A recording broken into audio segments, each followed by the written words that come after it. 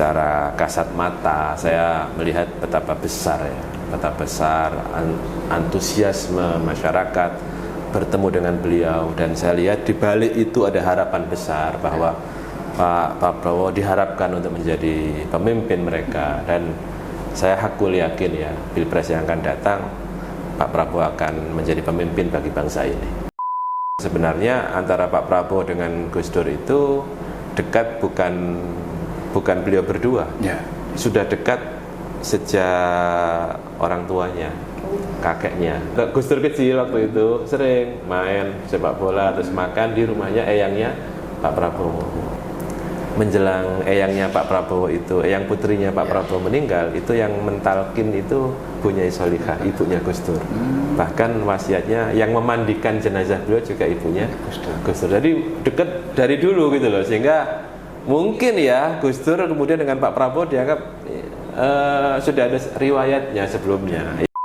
Mungkin Mas Mujib selama ini anak-anak muda itu belum menemukan partai politik yang cocok lah gitulah. Dan Gerindra bisa tidak menjadi salah satu saluran politik untuk mengakomodasi suara aspirasi. Gerindra menyiapkan diri.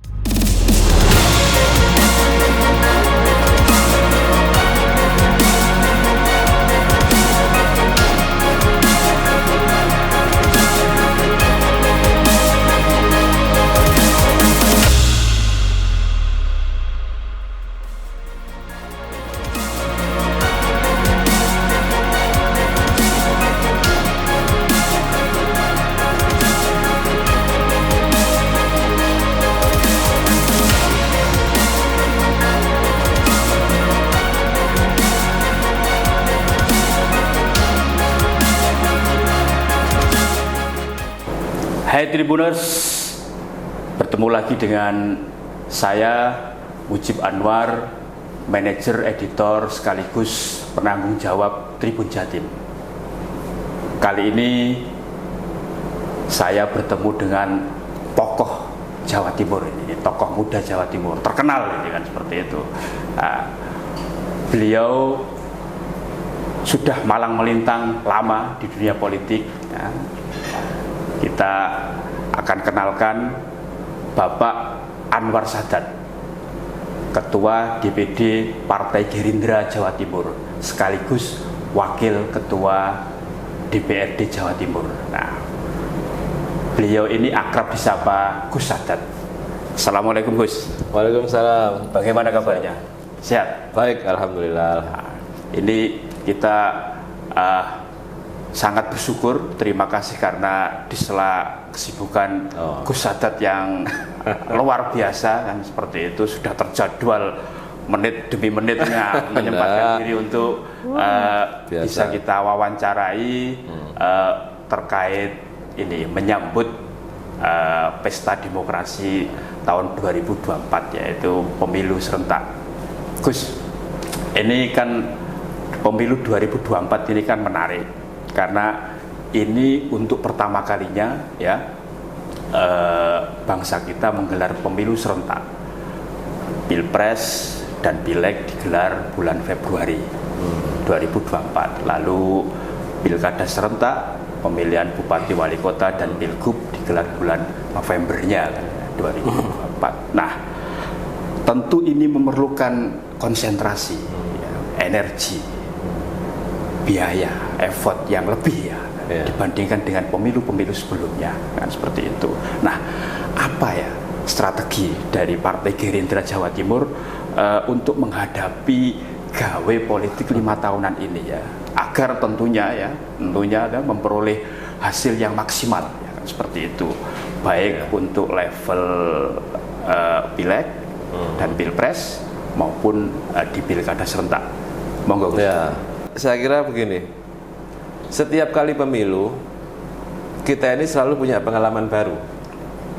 Entah kita atau misalnya sebagai legislator atau politikus sudah berpengalaman dari pemilu ke pemilu, tetapi setiap pemilu itu pasti ada nuansa baru, ada effort baru ya, yang orang nggak bisa menjadikan ukuran pada pemilu sebelumnya ya, sebagai suatu acuan untuk hasil pemilu yang akan datang. Karena itu maka Partai Gerindra sejak pertama kali kita dikukuhkan menjadi pengurus, kita lakukan konsolidasi, ya. Dan kalau Mas Mujib nanya strateginya apa, nggak mungkin lah kita ngomong soal strategi di sini. Itu rahasia dapur ya, rahasia dapur itu ya. Misalnya yang dilakukan oleh Partai Gerindra, ya kita ini boleh dikatakan textbook thinking, ya. Kita kembali kepada fungsi partai politik, bahwa partai politik itu punya fungsi sesuai dengan undang-undang partai politik ada 6 kan. Ya.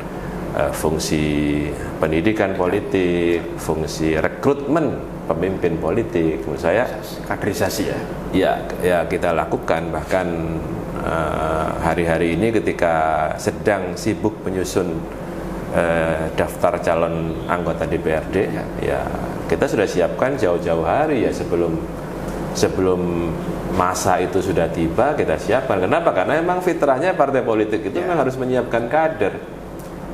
Siapapun yang memiliki passion ya untuk menjadi pemimpin di masa datang, mikotnya itu kan gitu kan ya. Mikotnya atau ya stepping stone-nya kan memang harus mulai dari partai politik gitu. Karena itu ini bersambut. Partai politik memang secara fitrah punya fungsi melakukan pendidikan politik, menyiapkan kader-kader yang nantinya akan menjadi pemimpin. Sisi lain juga ada tokoh-tokoh ya, terutama di daerah. Saya kira begini, di era sekarang banyak muncul ketokohan yang berangkat dari bawah. Betul. Pemimpin yang lahir dari bawah, lokal hero lah kita sebutnya itu ya. Jadi sebenarnya kadang-kadang justru tokoh-tokoh yang berasal dari bawah itu ya, yang lahir dari dia menjadi tokoh di desa, di kecamatan, kepala desa, atau tokoh agama, atau tokoh inspirator anak-anak muda, itu partai politik sebenarnya punya tugas yang agak mudah, tinggal memantau, seperti pencari bakat lah. Kita wadahi, lalu kita lakukan pelatihan-pelatihan kader, kita samakan pandangan-pandangan politiknya, dan dari situlah kita punya bakat-bakat ya, calon-calon politikus yang kita harapkan bisa menjadi kader kita yang begitu tiba saatnya mereka tampil sebagai pemimpin. Artinya Gerindra ini jauh lebih siap ya sekarang ya, yang di usianya yang mau menyongsong usia ke 15 tahun ya, kan? Jauh lebih siap ya. Akil balik ya. Ya, akil balik ya, seperti itu ya. Insya Allah kita lebih siap ya. Saya katakan tadi itu textbook. Sebenarnya kan gini, esensinya pemilu itu kan suatu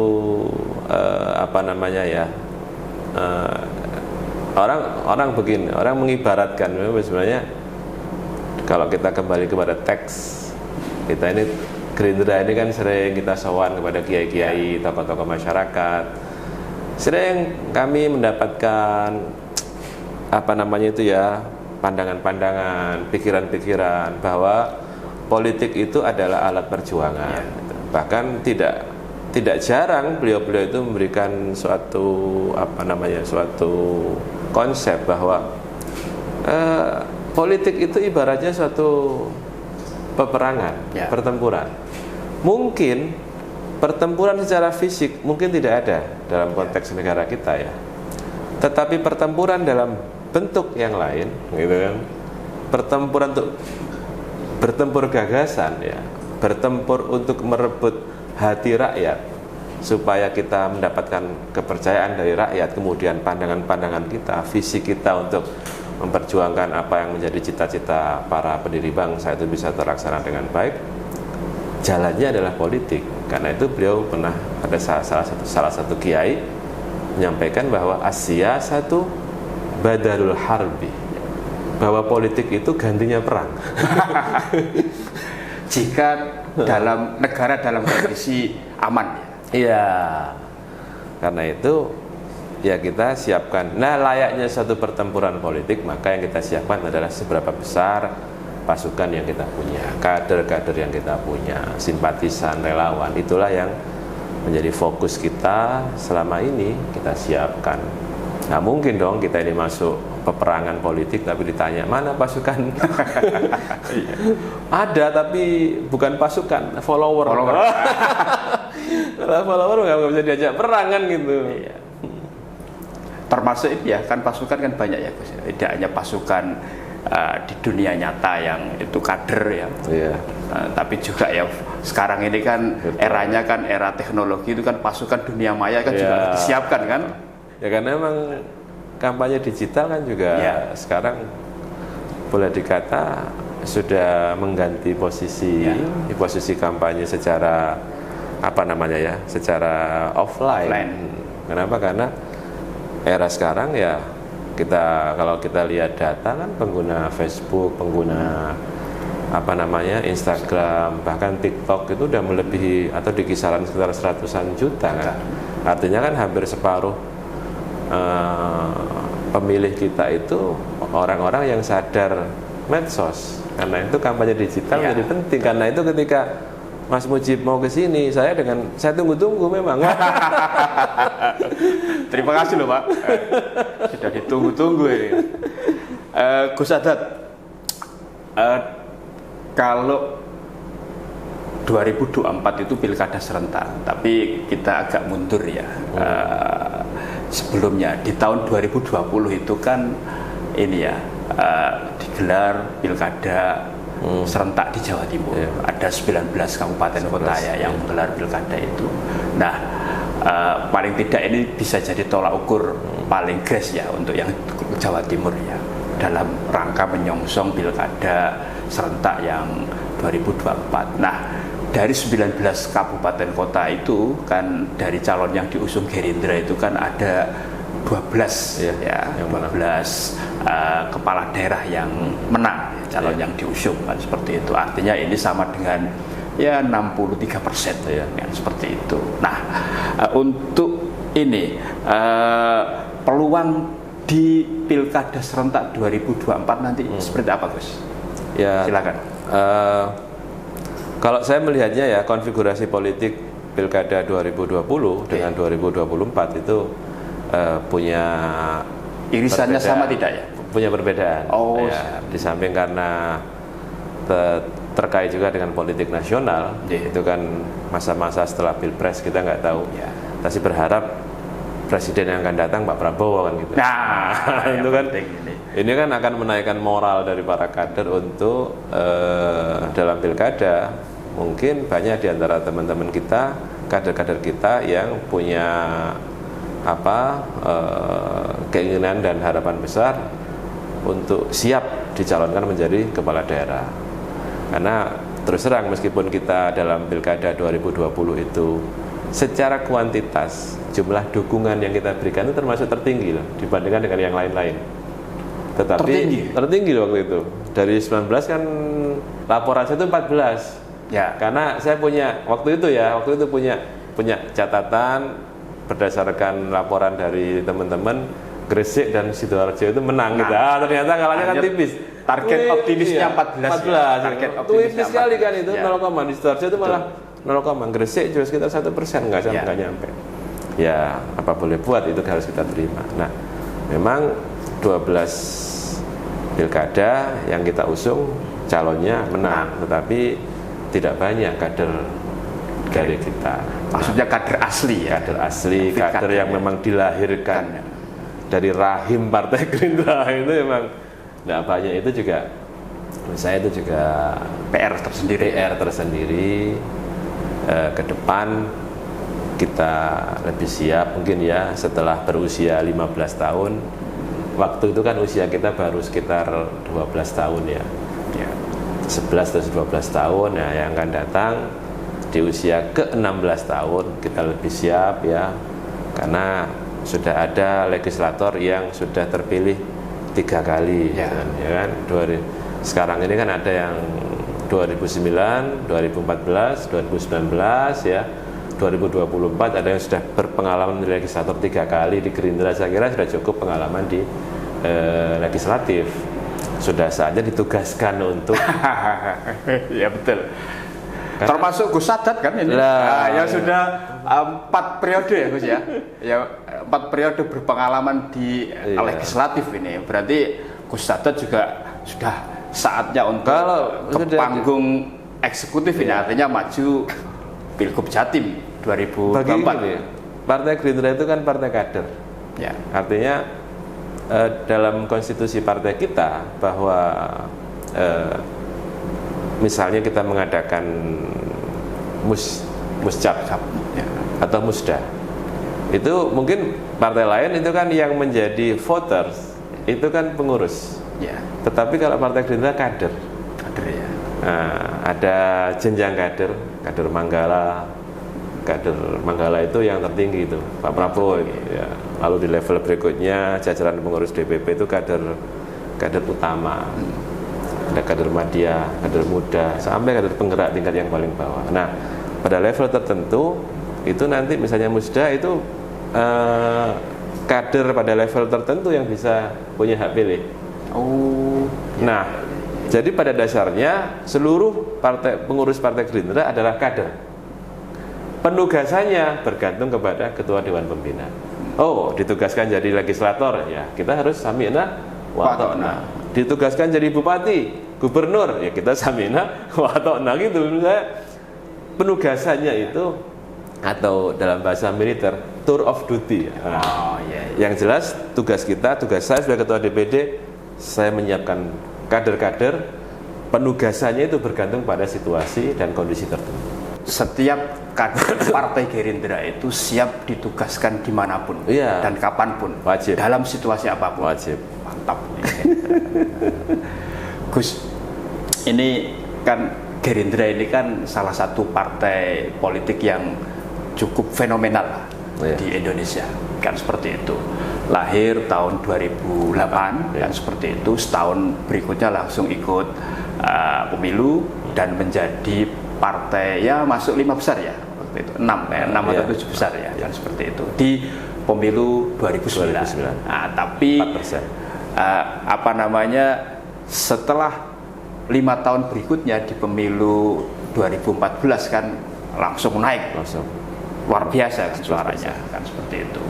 Pun demikian apalagi tahun 2019 kemarin ya, Partai Gerindra ini kalau nasional, secara nasional kan suaranya kan nomor 2. Tapi kalau kursi kan kalah dengan saudara tuanya kan. Partai Golkar kan jadi kursi kan. Nah, khusus Jawa Timur ini juga menarik, Gus. Kan seperti itu. Suaranya selalu meningkat kan seperti itu.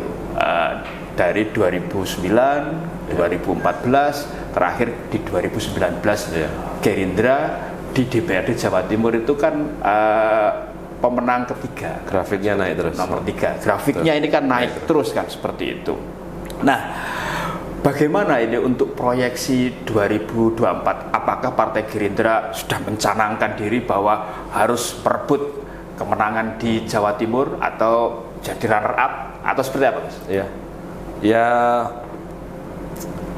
Pemilu 2024 ini kan sebenarnya kalau kita ikuti banyak kajian-kajian review, ini pemilu yang untuk pertama kali jumlah pemilih milenial dan Gen Z itu kan lebih besar, bahkan 50% lebih, mendekati 60%. Ini saya rasa di tengah-tengah suasana ada perubahan kultur politik bahwa pilihan itu sudah lebih bersifat personal dan karena pertimbangan yang rasional. Rasionalitasnya itu dibangun tidak dalam waktu yang pendek, tapi dalam waktu yang lama. Artinya ketika ditanya apakah Anda sudah mantap untuk memilih kandidat yang akan Anda pilih, 85% mengatakan sudah mantap, udah nggak berubah lagi. Artinya kan pilihan itu kan karena proses, bukan karena pertimbangan yang pragmatis, simpel, singkat, hanya karena uang sekian. Ini kenapa? Karena tentu bagi kalangan milenial bagi Gen Z, mereka mungkin mereka membaca lebih banyak daripada generasi sebelumnya, sehingga itu jadi pelajaran. Mungkin mereka belajar dari pengalaman pemilu di negara-negara lain bahwa media sosial itu bisa menggerakkan para pemilih, membangun solidaritas di antara para voters. Jadi itu semuanya menurut saya adalah tantangan kita ke depan. Nah, bagi Partai Gerindra, ya kalau kita tidak ingin ketinggalan, ya harus aware, harus beradaptasi ya dengan perubahan kultur politik itu. Dan alhamdulillah banyak anak-anak muda yang kita percaya ya, di partai ini pada posisi-posisi yang penting. Anak-anak yang usianya di bawah 40 tahun atau baru menginjak 40 tahunan, kita beri posisi-posisi yang strategis di partai. Misalnya sekretaris DPD, bendahara DPD, OKK, itu semuanya generasi yang lahir 80-an. Sehingga harapannya mereka bisa lebih in touch ya dengan generasi milenial, dengan Gen Z, karena mungkin mereka melihat prototipe bahwa ternyata anak-anak muda itu kalau mereka diberi peran, mereka bisa menjalankannya. Nah, ini kalau bahasa agama itu lisanul hal. Gitu kan ya? Iya. Lisanul hal kan prakteknya. Afsahu min lisanil maqal, gitu katanya. Praktek itu lebih fasih daripada omongan, kan gitu kan. Kita tunjukkan. Kemudian juga ada sayap-sayap organisasi anak-anak muda yang mereka memainkan peran yang signifikan ya, berkomunikasi dengan para pemilih pemula, membangun kesadaran baru bahwa wajah politik nasional ke depan itu harus lebih baik daripada wajah politik di masa yang lalu, gitu kan. Apalagi kalau kita berkelana pada masa-masa awal pembentukan negara ini. Itu kan perdebatan di antara founding fathers itu kan begitu bernas ya, begitu berkualitas, bersama dengan orang-orang yang penuh integritas, gitu kan, dan elegan. Tidak ada ini ya, tidak ada benturan. Meskipun benturan ideologinya sangat kuat, keras, disampaikan dalam bahasa yang penuh dengan sopan santunan yang khas Indonesia. Itulah menurut saya harus menjadi tipikal ya politik Indonesia yang akan datang, dengan resources yang mungkin lebih baik dari sekarang. Gus, tadi ada poin yang menarik, Gus. Artinya ketika segmen pemilih di pemilu 2024 ini kan lebih dari 55% kan generasi milenial, kan generasi Z, kan seperti itu. Nah, Partai Gerindra kan juga sudah menyadari hal itu, bahwa itu penting untuk dilakukan strategi agar bisa menarik bagi kalangan pemilih rasional yang lebih dari 55% tersebut. Ini berarti sudah dimulai lama ya, Gus ya, untuk untuk bisa mendulang suara maksimal ya, dari para pemilih rasional yang generasi milenial dan Z tersebut. Seperti apa, Gus, yang paling tidak gambarannya kita oleh Gerindra? Ya, kita mendeliver bahwa politik itu pada akhirnya kan butuh partisipasi. Ya. Kita tinggalkan politik mobilisasi. Artinya kita bukan lagi dongdeng ya, bukan mengajak mereka ya atau memobilisasi mereka untuk aktif di politik, tapi mereka membangun satu kesadaran bahwa politiklah yang bisa mengubah nasibmu, gitu ya. Bahwa kamu harus terjun ke politik karena politiklah yang diberi kewenangan oleh konstitusi kita untuk membuat policy, berbagai macam policy, kebijakan sampai pada level perundang-undangan yang ujungnya adalah kemaslahatan, kesejahteraan buat bangsa kita. Dan itu harus ambil peran, seperti peran anak-anak muda di awal-awal kemerdekaan dulu. Kalau pemuda Soekarni tidak menculik Bung Karno itu, betul. mungkin tidak merdeka tahun 45, mungkin itu. Artinya harus butuh keberanian. Kalau pemuda Sultan Syahrir itu tidak menginspirasi anak-anak muda untuk mengambil tindakan. Menurut saya kita butuh anak-anak muda yang progresif ya, dan bagi saya melihat anak-anak muda terjun ke dunia politik itu seperti mengambil peran mereka, mereka pernah punya peran penting pada masa-masa awal kemerdekaan. Saya pernah baca sejarah. Ada Malik itu menjadi wakil ketua namanya Komite Nasional Indonesia Pusat, KNIP. Cikal bakal DPR lah kira-kira. Di usia 28 tahun. Yai Wahid Hasyim ketika masuk BPUPKI juga masih usia sangat muda. Sekali, ya. Bung Sahrir ketika menjadi Perdana Menteri itu di usia 30-an. Ya. Perdana Menteri loh, Prime Minister. Menurut saya anak-anak muda pernah punya peran penting di masa itu. Jenderal besar kita Iya, ketika memimpin perang gerilya kan juga masih sangat muda. 28 loh kan. Ya. Menurut saya ini yang mesti dibangun ya, kesadaran ini bahwa anak-anak muda tidak bisa hanya melihat saja. Ya. Mereka harus mengambil peran, harus terjun, terlibat. Dan Partai Gerindra menyiapkan tempat untuk mereka. Memberikan panggung buat mereka. Silakan gunakan Partai Gerindra ini untuk sebagai tempat mereka berperan ya, dengan seluruh gagasan, tentu dengan adaptasi karena kita harus berdamai dengan keadaan gitu kan. Harus berdamai dengan zaman ya, mungkin ya zaman anak muda di masa itu dengan anak muda di zaman sekarang mungkin berbeda aksentuasinya, tapi menurut saya dengan memberikan peran yang besar kepada anak-anak muda, saya yakin mereka akan kembali mengambil perannya, tidak lagi menjadi generasi rebahan. Gadgetnya digunakan untuk mengubah banyak hal. Dan saya sangat yakin. Saya yakin kenapa? Meskipun banyak survei mengatakan bahwa anak-anak muda itu apolitis, ya, tetapi mereka tidak antipati pada politik. Mereka dengan kemampuan yang mereka miliki, karena kan anak-anak muda era sekarang itu kan mereka lebih punya consciousness, ya.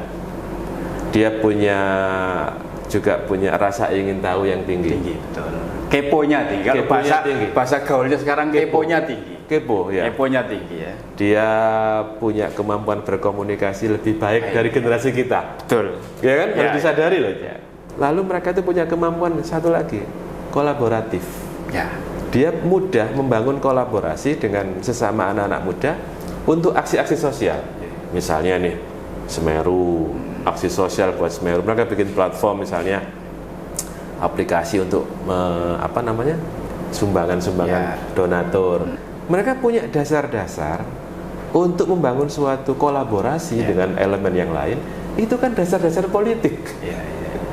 Tinggal mereka diarahkan. Mungkin Mas Mujib selama ini anak-anak muda itu belum menemukan partai politik yang cocok lah gitulah. Dan Gerindra bisa tidak menjadi salah satu saluran politik untuk mengakomodasi suara aspirasi. Gerindra menyiapkan diri hero anak muda itu untuk menjadi partainya anak-anak muda. Dengan pilihan itu Gus, khusus yang 2024 tadi, gimana Gerindra yakin ya nanti bisa paling tidak kalau di Jawa Timur menjadi runner up lah kan, naik kan, ini kan grafiknya kan naik terus ini kan, seperti itu dari pemilu ke pemilu berikutnya. Bahkan kalau di nasional bisa tidak nanti menjadi pemenang pemilu kalau Insyaallah. Gus Sadat melihatnya seperti apa? Optimis? Kalau ya sekarang di tingkat nasional kita ini bersaing dengan PD Perjuangan. Ya. Di Jawa Timur ya kita bersaing dengan PKB PD Perjuangan dan PKB. Ya. Tapi kita optimis lah ya, karena banyak orang, ini orang loh ya, bukan saya mengatakan, banyak orang mengatakan Partai Gerindra ini punya kelebihan, ya bisa tampil sebagai nasionalis, karena itu fitrahnya, jati dirinya, partai nasionalis. Tapi melihat komposisi kepengurusan DPD Jawa Timur ini yang banyak nahdiyinnya, saya pernah secara guyon itu sampaikan kepada Pak Prabowo. Kita itu punya 15 anggota DPRD di Indrapura. Satu orang itu non Muslim, kemudian 3 orang itu kader Muhammadiyah, 11 orang itu kader NU. Ya memang karena ini Jawa Timur ya, mungkin saya kira kan populasi, komposisi penduduk dan kecenderungan ideologi itu mewarnai juga, bukan hanya di Partai Gerindra saja, itu juga partai-partai yang lain. Tapi faktanya 11 orang anggota DPRD Jawa Timur dari Partai Gerindra itu adalah kader NU. Betul ya. Itu menegaskan ya. Gus, ini menarik ya. Hasil survei terbaru ya di bulan Januari ini, Januari 2023, survei LSI ya, Lembaga Survei Indonesia itu kan menempatkan nama Pak Prabowo Subianto ya, Ketua Umum Partai Gerindra ya, itu berada di posisi nomor 2 ya sebagai calon presiden 2024 yang elektabilitasnya tertinggi nomor 2 kan seperti itu. Nah, ini kan Pak Prabowo ini kan dari ketika partai sejak didirikan 2009, 2014, 2019 kan selalu tampil Nyapres lah. Nyapres kan, selalu nyapres kan seperti itu. Sekali nyawapres. Nah, sekali nyawapres yang di 2009 ya. Kan 2014, 2019 kan capres kan seperti itu. Nah, apa ini menguntungkan bagi Partai Gerindra kan ya, baik dalam pemilu legislatif terutama yang terdekat kan seperti itu, dan bagaimana ini nanti seberapa besar sih efek atau dampak nyapresnya lagi Pak Prabowo Subianto yang ketiga kalinya? Ya, kalau secara teori kan banyak pengamat mengatakan efek ekor jas itu, kotel efek itu.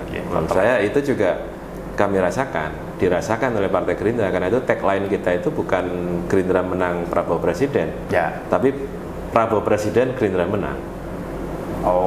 Kenapa? Karena kalau kita analisis ya data perolehan suara Partai Gerindra itu mendekati separuh dari suara Pak Prabowo. Artinya kan ketokohan Prabowo Subianto itu lebih besar daripada Partai Gerindra. Inilah yang ingin dideliver oleh Pak Prabowo, bahwa kita harus menjadi partai yang kuat. Karena sampai kapan sih partai itu bergantung kepada ketokohan seorang figur? Ini yang ketika beliau banyak di netizen sering misalnya di Instagram atau di Twitter, Pak Prabowo kenapa tidak menyiapkan generasi yang lebih muda. Beliau pernah di depan kami semua ini, semua kader itu. Prabowo boleh tua, tapi Prabowo muda siap meneruskan perjuangan Partai Gerindra ini. Artinya Partai Gerindra menyiapkan anak-anak muda pada posisi penting. Nah, ini yang menurut saya itu juga sudah tercermin dalam struktur kepengurusan partai, semua tingkatan, semua level. Iya, semua level, termasuk Jawa Timur. Menurut saya bagi kami Partai Gerindra, figur Pak Prabowo masih sangat-sangat kita butuhkan, sangat penting ya. Dan kita justru ingin mendekatkan elektabilitas Partai Gerindra itu jangan jomplang dengan Pak Prabowo. Faktanya begini misalnya. Artinya kalau sebelumnya suara partai yang dideliver oleh nama besar Pak Prabowo itu mendekati separuh ya dari separuh. Ya mungkin di 2024 bisa lebih. Kita 2019 lah ya. Di Jawa Timur Pak Prabowo kan angkanya sekitar 40%. Kita bahkan 20% pun nggak nyampe. Kita tuh sekitar 13-14%. Artinya kan kemana terus yang 22% itu yang mau kita cari. Tapi sudah ketemu tidak yang 22%? Sedang dalam proses pencarian. Sudah ketemu lah. Mana ini gitu. Jadi ketokohan beliau itu memang lintas partai, karena saya kira karena banyak faktor lah ya, faktor nasionalisme, patriotisme, kemudian track record sebagai orang yang dikatakan oleh Gus Dur sebagai orang yang paling ikhlas di negeri ini ya Prabowo kan gitu. Gus, menarik ini berhubung karena jenengan sudah menyinggung Gus Dur ini, apalagi ini kan elektabilitasnya Pak Prabowo di survei terbaru ini kan nomor 2 ya, kan seperti itu. Nomor 1 biasanya kan Pak Ganjar. Ini kan 3 besar itu kan Pak Ganjar, Pak Prabowo, Pak Anies Baswedan kan seperti itu. Nah, tadi karena Gus Dur sudah disinggung, saya teringat ya, Gus Dur itu pernah apakah ini namanya menerawang atau meramal bahwa Pak Prabowo itu akan menjadi pemimpin negeri ya, tidak menyebut presiden, pemimpin negeri di usia senja. Nah, beliau ini kayaknya usianya sudah 71 atau 72. Tahun ini 72. Tahun ini 72. Ini kan sudah masuk kategori usia ya senja lah. Gimana kalau menurut Gus Sadat ini terkait dengan ramalan atau terawangan Gus Dur terhadap personalitinya Pak Prabowo tersebut? Saya termasuk orang NU yang percaya pada kewalian Gus Dur. Itu bagi kami adalah spirit ya. Spirit ya. Suatu spirit ya, motivasi ya, apa namanya? Ya bukan sekedar harapan ya. Menurut saya yang disampaikan oleh Gus Dur juga bukan sekedar ngomong ya, tetapi karena pengetahuan beliau, karena sebenarnya antara Pak Prabowo dengan Gus Dur itu dekat bukan beliau berdua, sudah dekat sejak orang tuanya, kakeknya. Jadi memang Hasim ya. Jadi eyangnya Pak Prabowo itu namanya Pak Margono Djoyohadikusumo, itu pendiri Bank BRI itu ya. Pendiri Bank BNI, dulu kan pernah menjadi di masa-masa awal kemerdekaan menjadi pejabat tinggi. Sedangkan ayahnya Gus Dur, Kiai Wahid Hasyim, juga menjadi menteri pada masa itu kan. Dan rumah beliau itu berdekatan di Matraman situ itu. Sehingga Prabowo kecil itu atau Gus Dur kecil waktu itu sering main sepak bola terus makan di rumahnya eyangnya Pak Prabowo. Bahkan saya dapat cerita dari Gus Solah ini humanis ya. Ibunya Gus Dur, Bunyai Solihah itu sangat dekat dengan eyangnya Pak Prabowo, istrinya Pak Margono. Ya karena memang tetanggaan, namanya ibu-ibu ya saling berbagi makanan. Gus Solah pernah cerita bahkan menjelang eyangnya Pak Prabowo itu, eyang putrinya Pak Prabowo meninggal, itu yang mentalkin itu Bunyai Solihah, ibunya Gus Dur. Bahkan wasiatnya yang memandikan jenazah beliau juga ibunya Gus Dur. Jadi dekat dari dulu gitu loh, sehingga mungkin ya Gus Dur kemudian dengan Pak Prabowo dianggap sudah ada riwayatnya sebelumnya. Yang ini untold story ya. Ini nggak ada di buku. Saya dari sumber yang kompeten kan, almarhum Gus. Sanadnya jelas. Sanadnya jelas ya. Pak Prabowo bahkan sering berbagi makanan gitu. Gus Dur itu kalau main sepak bola, soalnya sepak bola Gus Dur. Ya, betul. Dia di halaman rumahnya Pak Margono. Pak Margono, eyangnya Pak Prabowo. Sehingga itu saya dengar cerita ketika Pak Prabowo berkunjung ke Tebu Ireng ya, waktu takziah, juga pernah ziarah juga ke makam Gus Dur, makam Mbah Hasyim, makam Kiai Wahid. Beliau dalam jamuan makan tuh saling bercerita masa lalunya lah kira-kira. Tadi saya juga terkejut, ternyata di ruang tamu utama kantor Gerindra Jawa Timur ini ada gambarnya Pak Prabowo yang dengan Gus Dur ya, disandingkan dengan Gus Dur ya. Jadi itu lukisan yang dipamerkan pada saat pameran itu Mbak Gayatri itu loh, di Balai Pemuda kalau nggak salah. Lalu saya diinfo oleh Kiai Ali Mas Khan, Mas itu ada lukisannya Gus Dur sama Pak Prabowo. Zaman sebelum dibeli orang lain, beli aja, tak beli akhirnya gitu. Menurut saya itu menggambarkan banyak hal lah, lukisan itu sudah terbicara. Artinya tadi sinyal bahwa ramalan Gus Dur itu sudah Gus Sadat lihat tidak bahwa Pak Prabowo akan menjadi pemimpin negeri ini di usia senja?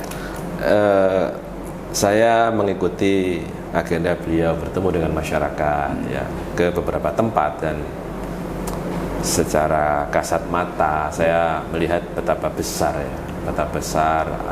antusiasme masyarakat bertemu dengan beliau, dan saya lihat di balik itu ada harapan besar bahwa Pak Prabowo diharapkan untuk menjadi pemimpin mereka, dan saya hakul yakin ya Pilpres yang akan datang Pak Prabowo akan menjadi pemimpin bagi bangsa ini.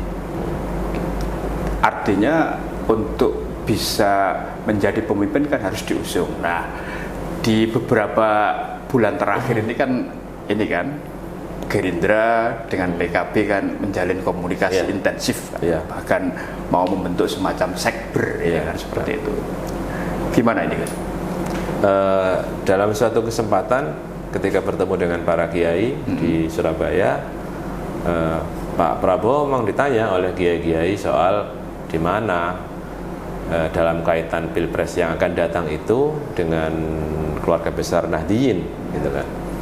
Dan beliau mengatakan bahwa saya sebagai ketua umum Partai Gerindra sudah menjalin kerjasama politik dengan PKB, dan bagi saya itu satu komitmen yang tidak mungkin akan saya cidrai. Dan beliau mengatakan bahwa PKB ini kan alatnya NU. Lah NU ini kan sami'na wa ta'na kepada para kiai. Jadi siapapun yang nantinya akan diusung oleh para kiai ini ya, yang merepresentasikan NU, ya saya tutup mata gitu. Saya dekat dengan kiai-kiai bukan sekarang saja gitu kan. Sejak saya masih aktif di militer, masih pangkat mayor, saya sudah sowan kepada beliau, menyebutkan nama-nama kiai. Jadi misalnya, dan ini sudah beliau sampaikan dan dianggap spiritualnya ya. Dan dilakukan misalnya di Jakarta ada sekber yang diresmikan pekan lalu. Lalu saya dengan teman-teman PKB Jawa Timur juga sudah menjalin komunikasi. Pekan lalu kita ketemu di sini, kita ngobrol, kita siapin tempat sambil nyari hari baik. Gus, ini selalu ya, beberapa hampir semua partai lah dia mana gitu. Ketika ada musim pemilu, itu salah satu strategi yang dipakai oleh partai politik itu agar bisa mendulang suara besar ya, dari para pemilih, dari masyarakat ya, dari konstituen, itu kan dengan mencalonkan sejumlah tokoh masyarakat, public figure, ya, artis, ya, selebritis dan seterusnya untuk diusung ya sebagai calon, baik untuk berlaga di panggung pileg maupun ada yang beberapa pilkada kan seperti itu. Nah, di pemilu 2024 ya, apakah cara ini ya masih efektif? Bagaimana Partai Gerindra Jatim melihat? Ya, fenomena mengusung figur populer dalam pentas politik itu kan tidak hanya terjadi di Indonesia. Ya. Di banyak tempat juga ada kan. Nah, kita tahu Presiden Amerika juga pernah yang mantan bintang film kan gitu kan. Ya. Ronald Reagan kan waktu itu ya.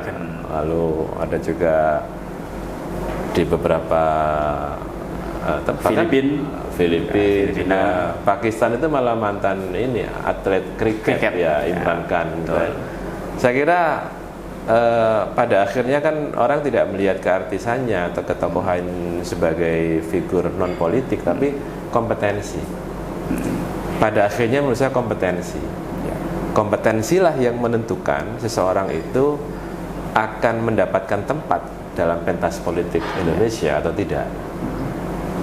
Dan integritas. Nah, saya termasuk orang yang tidak terlalu membuat highlighting terhadap tokoh-tokoh artis. Tetapi saya melihat banyak sebenarnya figur-figur populer yang dia artis, tapi dia punya mindset politik, punya intelektualitas. Siapa misalnya yang meragukan kapasitas Ahmad Dhani misalnya? Dia tokoh, dia penyanyi ya, dia punya band yang sangat terkenal ya. Dhani punya awareness ya, punya mindset politik yang, menurut saya kalau dia terjun ke politik, dia tidak hanya mengandalkan keartisannya saja, tetapi pada dasarnya dia juga punya pandangan-pandangan politik yang bisa diterima oleh publik. Dan juga kan kita tahu lah, tanpa menyebut nama partainya, kita tahu kan partai-partai yang mengusung banyak artis setiap pemilu juga ya gitu-gitu aja. Apakah dia eksis, tapi kan ya begitulah ya, kan ya peran-perannya juga tidak terlalu signifikan kan gitu kan. Kalau hanya mengandalkan popularitas saja tapi tanpa kompetensi. Di Partai Gerindra juga banyak. Ada orang yang backgroundnya itu artis ya, ada Rahel Mariam, betul. ada Jamal Mirdad. Ya. Jadi artinya ya sebagai figur kita, partai ini kan terbuka untuk siapapun gitu ya. Tetapi pada akhirnya karena politik itu adalah seni kita merebut hati rakyat ya, meyakinkan rakyat ya, kemampuan kita untuk membuat mereka percaya bahwa kita ini bisa membuat nasib mereka lebih baik ya. Saya kira itu kan tidak bisa hanya mengandalkan satu sektor popularitasnya saja, tapi kompetensi dan integritas menurut saya. Artinya syarat lain juga harus dipenuhi. Ya, harus dipenuhi. Tidak cukup hanya modal populer Ya, saja kan. betul. Betul. Ya. Gus, baru-baru ini itu kan komentar bahkan viral ya, bahwa presiden itu harus dari Jawa. Wong Jawa, nah, seperti itu. Ya ini nggak salah-salah amat, karena sepanjang negara kita Republik Indonesia ini berdiri kan dari 7 presiden kita sampai saat ini, kan 6 ini kan dari Jawa. Bagaimana Gus Sadat ya, Partai Gerindra Jatim lah dalam hal ini memandang soal bahwa presiden itu harus dari Jawa, Wong Jawa kan seperti itu.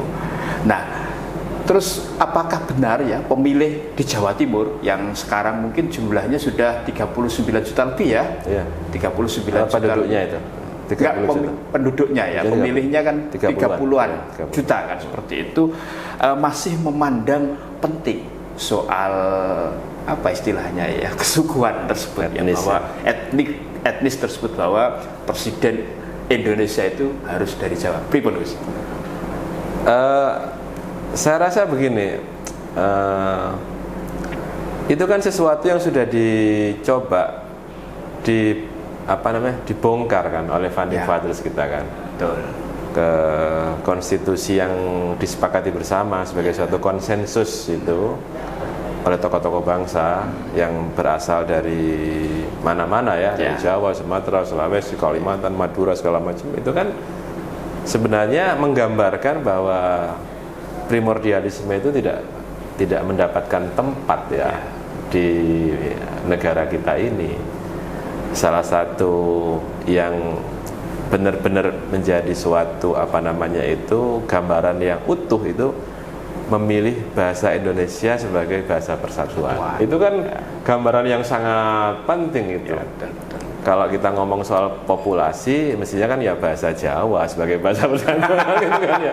Tapi ini kan bahasa Indonesia yang berbasis pada di Riau gitu kan, di Sumatera yang bahasa Melayu ya. Bahasa Melayu sebagai bahasa persatuan. Kemudian juga bentuk negara segala macam itu sudah menggambarkan bahwa founding fathers kita, tokoh-tokoh pendiri bangsa ini adalah orang-orang yang punya pikiran maju ya, yang sudah melampaui zamannya ya. Tetapi memang ada budaya, kultur, cara pandang di antara negara kita ini yang memang mungkin karena tradisi yang begitu panjang ya, dari tradisi Hindu, Buddha kan macam-macam kan ya, termasuk mistisisme Islam kan, ketika Islam datang lalu melakukan akulturasi dengan pandangan-pandangan mistik Jawa ketika itu, lalu ketemulah sehingga ada yang punya pandangan-pandangan seperti itu. Ya kalau mau nyapres ya kampanye kan, bukan ke gunung mana, Gunung Kawi. Kan gitu kan. Kalau mau terpilih jadi anggota DPRD ya kampanye dong, datangi pemilih, bukan sampaikan visi misi, yakinkan mereka pemilih, jangan semedi di barang tritis. Tetapi kan kita nggak bisa menghindari bahwa itu kan pandangan ya, pandangan-pandangan yang menurut saya tidak akan terlalu mendapatkan tempat ya, apalagi di tengah-tengah modernitas seperti sekarang, bahwa pada akhirnya kan era sekarang kompetensi ya, kolaborasi. Sekarang sudah mulai beberapa kampanye-kampanye yang dilakukan oleh tokoh-tokoh, bahkan tokoh-tokoh agama kita, bukan cuma tokoh-tokoh politik, itu kan sudah anti politik identitas. Artinya Jangankan soal etnisitas, identitas ideologi saja kan diinginkan untuk tidak sebagai alat politik kan? Ya. Kenapa? Karena kita sudah sepakat terhadap kebinekaan, sepakat terhadap pluralitas, dan itu tidak ujuk-ujuk ya, itu lahir lewat suatu perdebatan yang panjang di BPUPKI kan, mulai bulan Mei sampai dengan bulan Agustus. Sehingga kalau bukan kita, masa tembok primordialisme, tembok identitas yang sudah dicoba dirobohkan oleh para pendiri bangsa kita ini, masa mau kita bangun kembali kan gitu kan ya. Misalnya itu sesuatu yang ya nggak masuk akal lah misalnya itu. Gus Sadat, terima kasih ini atas waktunya terkait bagaimana Partai Gerindra menyongsong pesta demokrasi pemilu 2024. Iya. Matur suwun Gus Sadat. Matur nuwun. Jangan kapok ya kesini lagi. Tribuners, demikian tadi wawancara eksklusif saya dengan Bapak Anwar Sadat, Ketua Partai Gerindra Jawa Timur. Kita bertemu di wawancara eksklusif lainnya dengan para tokoh politik di Jawa Timur maupun di nasional. Terima kasih. Saya Mujib Anwar, manajer editor sekaligus penanggung jawab Tribun Jatim, mengucapkan terima kasih. Assalamualaikum warahmatullahi wabarakatuh. Salam sejahtera untuk kita semuanya.